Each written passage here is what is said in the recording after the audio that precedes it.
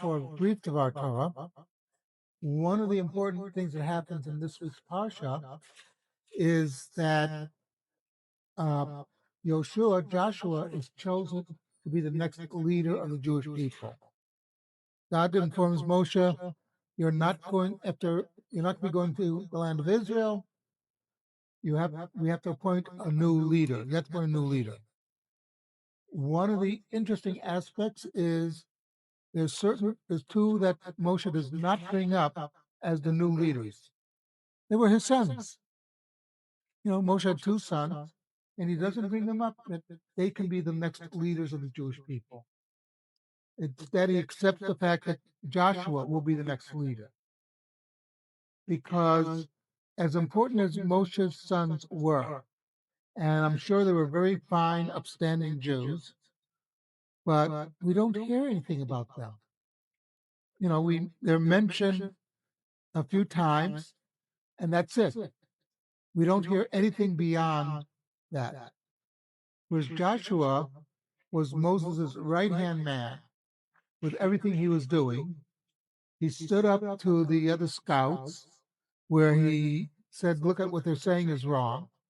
He has a history of, and he also has a history that he was Moshe's top student. He was with him at all times, took notes, etc., how to be the leader. And that's why he was chosen. And Moshe accepts this.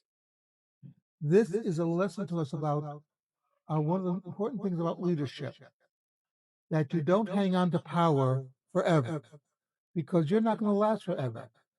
And you have to think, who's going to replace me? Who will be coming after me to carry out the mission that we've set off on? And yes, it's a nice ego trip to think, oh, it'll be my son or my nephew or whatever. But that is not the Torah way. The Torah way is look for who should be the next leader. Many years ago, I was doing reserve duty in Israel, and I was one of the two guys who would set up guard duty for my unit. I set it up. I assigned it, which included giving me my own guard duty. And because it was election season, I and the other guy, we both loved the commercials for the election season. We decided that we'd set up guard duty so that we would be free during the commercials for the political parties in Israel. The commercials come in a block, so when they'll be there. So we would assign ourselves worse guard duty so that we could see these commercials, because it was the best television ever. Well, this was reserve duty. Forget about VCR. The Army did not have VCRs, even if they were. But anyway, and the guy I was working with was a labor guy, as we say, from his family, generations labor. And we're watching one commercial with two up and coming leaders of the Likud. One was named Benjamin Netanyahu. You may have heard of him. The other was Benny Begin, the son of Menachem Begin, and they were presenting the case for the Likud. And the guy I was with turned to me and he said, labor is screwed. What? We're screwed. I said, well, what's the problem? Look you have these two young, dynamic, potential leaders up there speaking, and they're really winning points. Who do we put up? These old fogies.